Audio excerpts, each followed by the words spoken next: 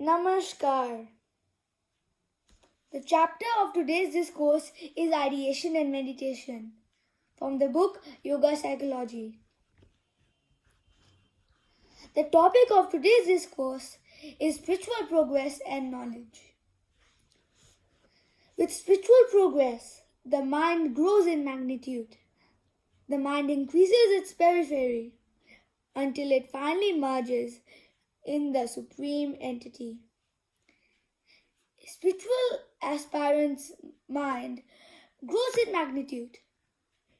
The mind increases its periphery. So, they think that every creation of the God, every creature, is their own family.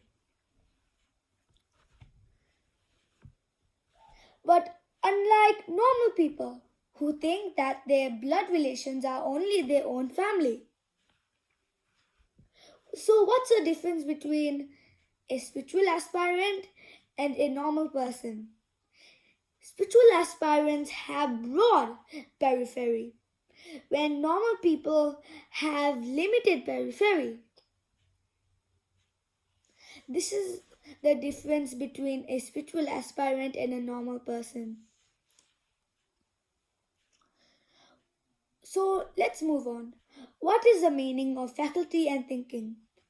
Faculty means a special type of quality or attribute that separates one entity from other entities.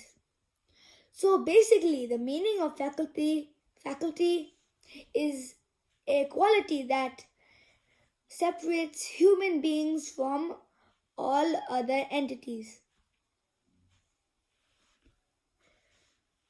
Thinking is the subjectivization of external objectivity. That is, creating an external object within one's mental plate and making it a part of one's inner existence. Thinking should be done in a methodical style.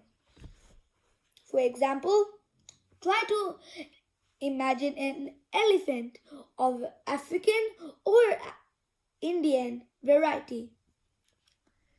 To think of this one should start from the tail end and visualize all the parts of the elephant's body systematically. If the tusk is there, it must be a male. If the cranium is small with a bulky body, it is of African variety. If the cranium is big and the body is less bulky, then it is the Indian variety.